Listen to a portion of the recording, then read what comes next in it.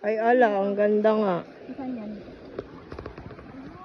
Ang linaw. Ayun no. Pwede ka maglaba si Bernie dito, magpagusto ka na nababer. Dito tayo. Yan, ito daw yung bukal.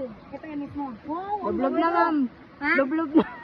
Ay, pwede maglaba. Yung anak ko lang. Maglaba tayo, Ber. Ang ganda. Oo, lagyan lang natin ng ano. Lagyan na natin ng... Ayun na yung bule. Ito naman bule. Pero ang pinaka-bukal niya nandito, ito galing to doon sa balon. Sa kabila. Ano, ang linaw. Tubig. Linaw nga. Lang natin yan. Eh, may bukal sir, pwede inuman, hindi. Ang available pa lang, ang linaw ng doon sa may taas na yon. May Ang taas. dami siguro ulang dyan. May saging? Hindi, basta yung pag-ahon na yan. Yan, yan, okay, yung, okay, yan yung 10-12. Kaya naka-elevate ka. Pero dito sir, wala na. Yung bukal. Ito, Makapili na si ma'am.